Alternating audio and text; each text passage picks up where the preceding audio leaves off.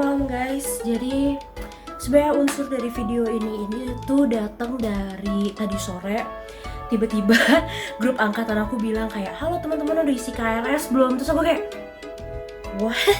Apakah sudah saatnya mengisi KRS?" Kayak nggak tahu. And I figure kayak aku tuh sebenarnya pas terakhir semester kemarin selesai, aku tuh bilang kayak, "Kayak gue harus bikin video deh, kayak gue nge-review bener-bener kayak apa aja yang gue dapetin di matkul-matkul gue selama MKIK ini. 36 SKS gue udah lulus, ini gue dapet apa aja." Terus kayak ternyata tuh banyak banget matkul-matkul yang gue kayak, anjrit, coba ada yang ngomong sama gue kalau matkul ini tuh ternyata seperti ini, I wouldn't have taken it. Jadi untuk supaya viewers aku tercinta ini yang lagi pengen cari tahu soal MKIK tidak merasakan hal yang sama dengan aku, jadi aku bikin video ini. Anyhow, aku juga sangat terbuka sama para teman-teman yang pengen reach out ke aku, kayak banyak pertanyaan soal kriminologi mungkin atau soal MKIK sendiri, karena banyak juga yang udah nge-reach aku lewat Instagram di @irnasyaCH. Aku fast response banget, tapi kalau aku bangun BTW jam bangun aku itu adalah jam 4 sore. Nggak deng, aku bangun tuh siang sampai pagi aku masih standby. Jadi kalau misalnya teman-teman ada yang ngechat aku jam 10 atau 11 malam dan aku fast response, kayak jangan kaget karena itu memang jam fast response-nya aku. Jadi kalau mau di follow aja di @irnasyaCH, terus DM aku so siap untuk menjawab pertanyaan teman-teman soal kriminologi atau kebijakan, kepemimpinan dan inovasi kebijakan, UI, UGM, kayak aku udah pernah ngerasain, alhamdulillah. Jadi aku bisa insya Allah bantuin teman-teman. Oke, jadi di MKIK ini aku udah ambil 36 SKS, alhamdulillah semuanya lulus. IPK aku 3,94, jadi aku rasa aku bisa menjawab secara komprehensif kayak apa sih yang teman-teman bisa ekspektasikan dari 36 SKS. Kurang lebih 12 mata kuliah yang aku ambil. Perlu diketahui kalau aku tuh ambil matkul yang menurut aku menarik aja. Kalau misalnya teman-teman ngelihat silabus MKIK dan kayak, "Nes, kamu nggak ambil matkul ini ya?" Misalnya ada yang namanya modal sosial, itu aku nggak ambil karena aku nggak begitu tertarik sama isu kesejahteraan masyarakat, karena aku kan lebih ke arah digital gitu kan, yang kayak kemasyarakatan virtual, jadi aku nggak ambil. Nah, tapi kalau yang kayak gitu-gitu aku juga tetap bisa at least kasih tahu overview-nya dikit deh. Tapi yang akan ada di video ini adalah matkul-matkul yang aku ambil selama di MKIK, dan akan aku jelaskan 3 aspeknya, yaitu overview perkuliahannya, overview mata kuliahnya itu sendiri, kayak apa yang dipelajarin, terus bobot tugasnya kayak apa, dan dosennya kayak apa. Menurut aku ini kayak gimana ya, kan tugas kan tergantung dosennya kayak apa.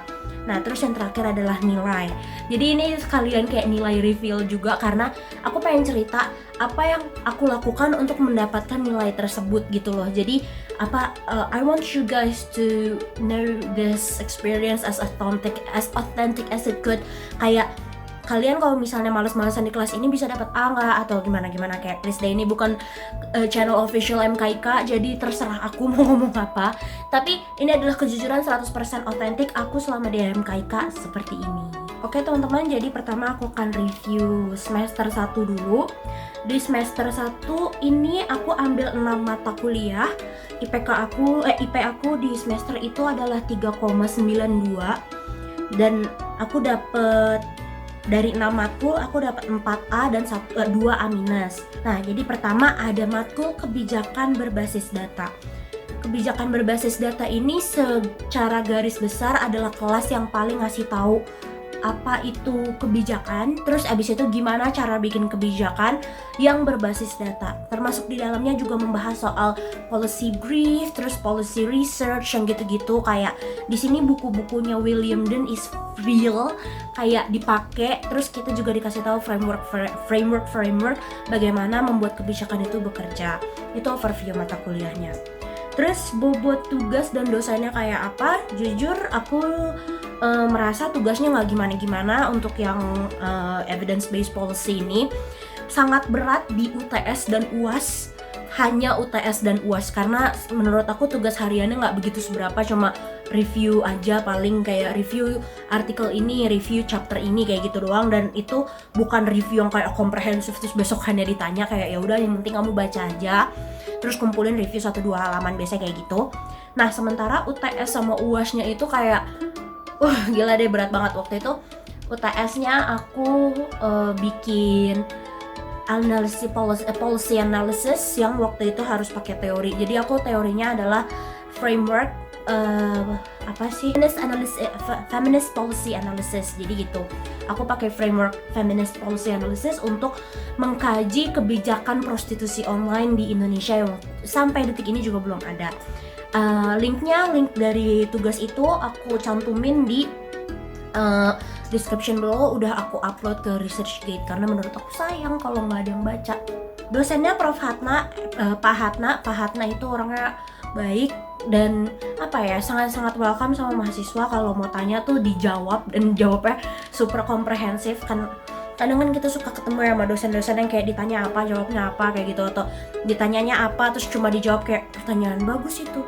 Nah itu Pak Hatna bukan modelan yang kayak gitu, tapi beliau itu juga peduli sama mahasiswanya. So I cannot phrase it any better than that. Kayak Pak Hatna itu orangnya peduli sama kita mahasiswanya. Jadi kayak kalau nggak ngerti apa, kayak Ines kamu ada yang nggak ngerti nggak, itu sometimes I got asked those kind of questions, dan online learning aku nggak selalu memperhatikan. Bahkan kadang kayak Pak Hatna udah ngomong kayak semenit kemudian aku baru jawab kayak gitu. Tapi Pak Hatna itu sangat baik, dan aku rasa nggak ada masalah dalam berkuliah sama beliau. Nggak terlalu strict, nggak terlalu lax juga. Jadi menurut aku ya sempurna deh, oke lah gitu. Nilaiku A, dan aku mendapatkannya kayak yang tadi aku bilang, aku jor-joran di UTS dan UAS yang permintaannya itu lumayan tinggi, membuat policy analysis yang ada ya biasalah, berapa sih, kayak bisa 2.500 kata atau maksimal pokoknya minimal 10-15 halaman yang gitu-gitu deh.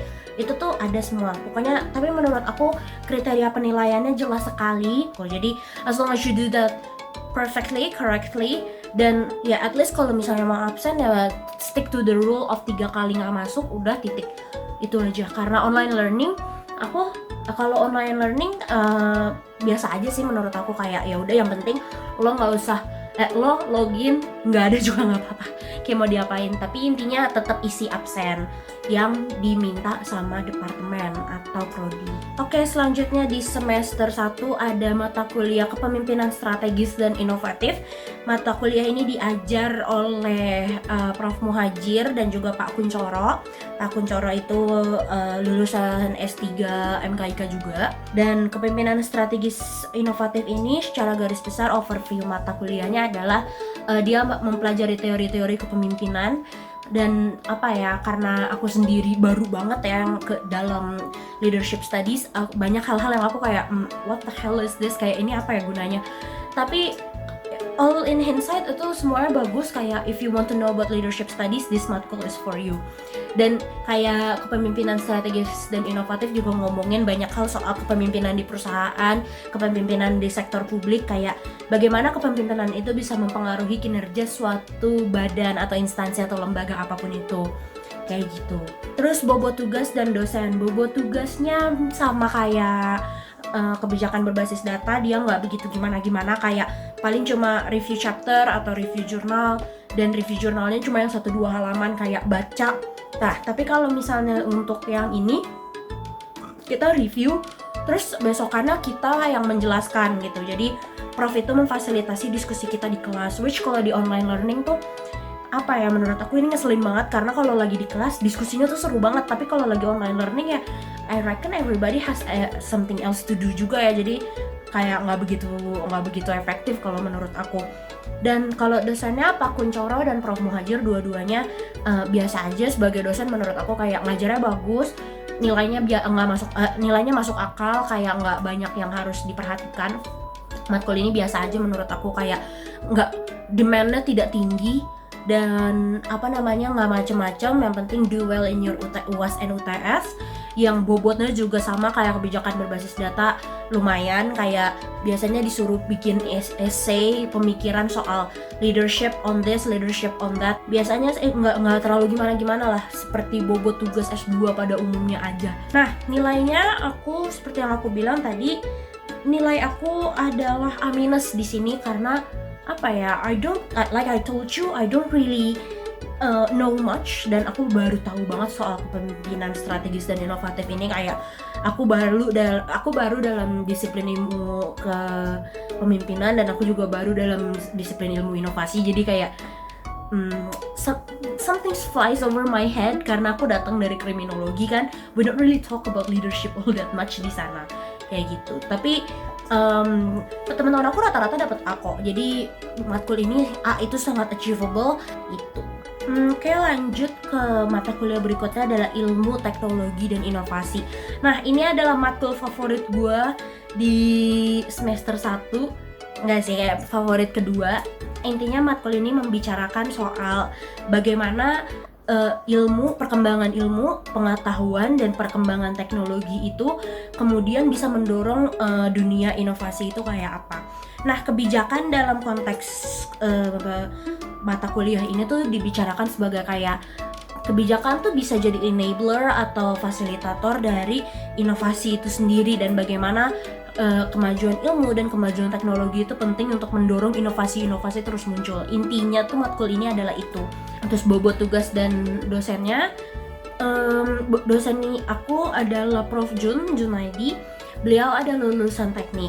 Nah, ini sebenarnya kendala yang aku temuin hampir di semua online learning platform yang ngajarin soal teknologi dalam konteks sosial. Karena biasanya tuh yang dicari adalah ilmuwan-ilmuwan teknologi kan, terus habis itu disuruh menjelaskan dalam konteks sosial, dan menurut aku itu agak-agak nggak kena gitu loh.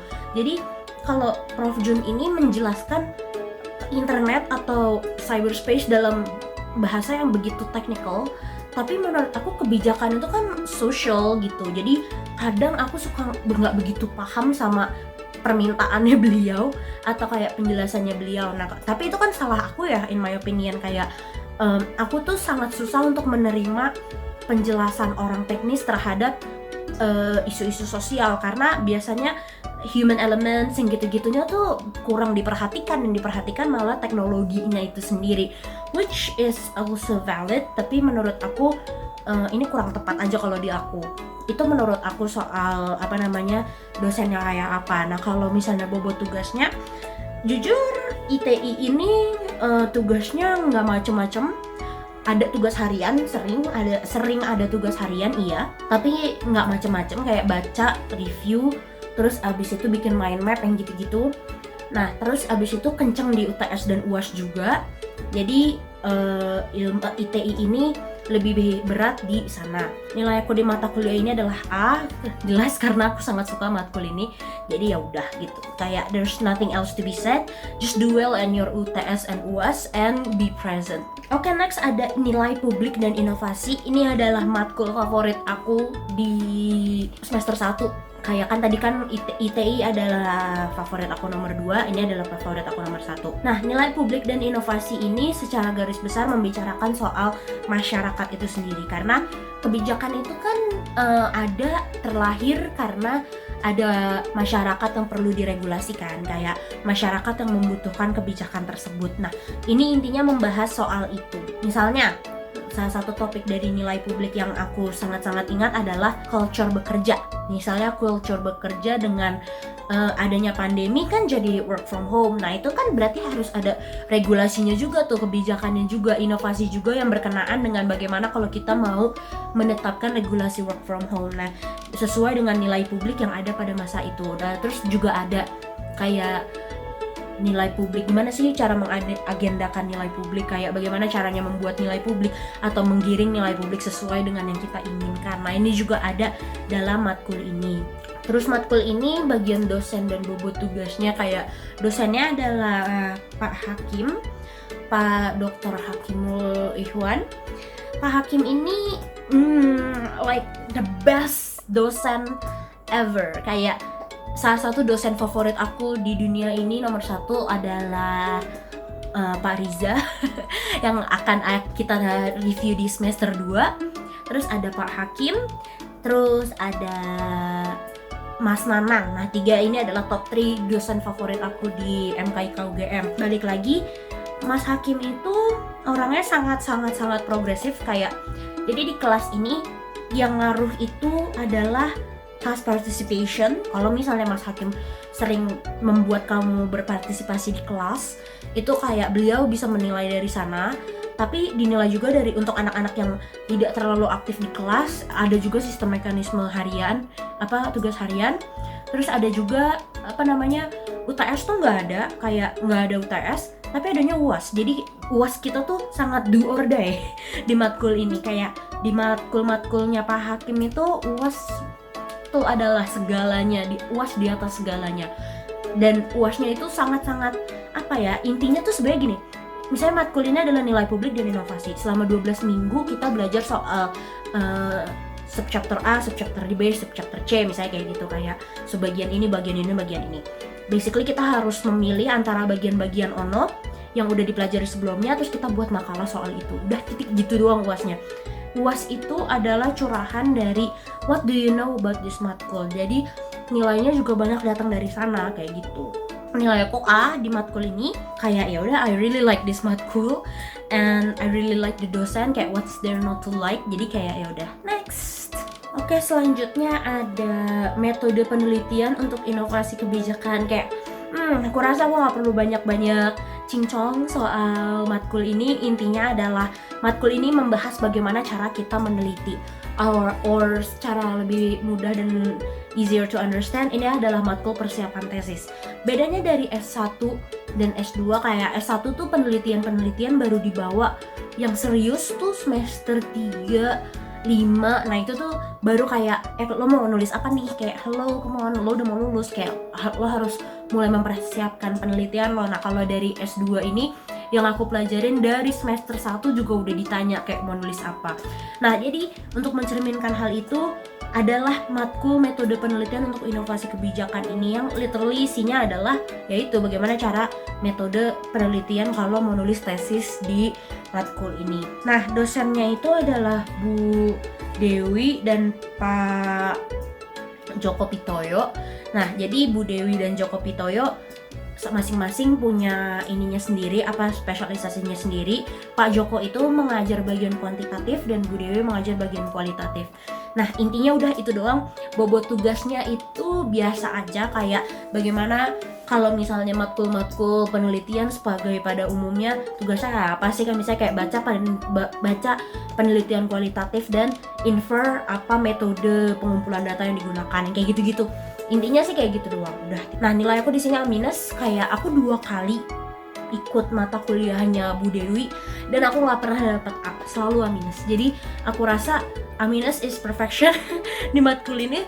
Tapi gimana ya, maybe aku belum pernah dengar aja teman aku yang di matkulnya Bu Dewi dapat A. Jadi mungkin A- is like the standard, dan kalau ada yang excellent ya dapatnya A. Nah, matkul terakhir di semester 1 itu adalah pengambilan keputusan dan inovasi. Gila, ini adalah matkul tersusah yang pernah ada di MKIK. Kayak aku udah ikut matkul yang lain-lainnya juga, dan ini matkul susah banget. Kenapa? Karena matkul ini kan rootnya dari bisnis. Jadi karena namanya pengambilan keputusan, it's a lot on decision making, terus cost benefit analysis. Kan saking susahnya gue sampai batuk-batuk coy ngejelasin di matkul. Pengambilan keputusan dan inovasi ini membicarakan soal banyak decision making, terus skenario planning. Kayak kalau misalnya mau bikin suatu kebijakan tuh harus dipikirin skenario 1, 2, 3. Nah itu cara-caranya juga banyak. It's really hard for me untuk mencakup apa yang bisa aku omongin soal matkul ini dalam 3 minutes or less, karena banyak banget yang diomongin oleh matkul ini. Intinya sih semuanya bermuara di bagaimana cara pengambilan keputusan itu terjadi dalam berbagai sektor. Ada sektor publik dan ada sektor swasta pastinya. Dan matkul ini mengekspor decision making proses dalam kedua sektor tersebut, dan bagaimana mereka bisa kayak bersatu dan menciptakan suatu inovasi, dan inovasi tersebut kemudian akan membutuhkan kebijakan. Nah, intinya tuh kayak gitu.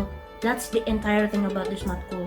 Oke, berikutnya dosen dan bobot tugas. Nah, dosennya adalah aku diajar oleh Pak Wahid. Pak Wahid ini very very smart, also very very sangat ngedemand mahasiswanya tuh untuk paham omongan beliau. Kayak nggak bisa tuh yang kita kayak oh udahlah nggak usah dengerin beliau, nanti kita bisa baca bukunya aja.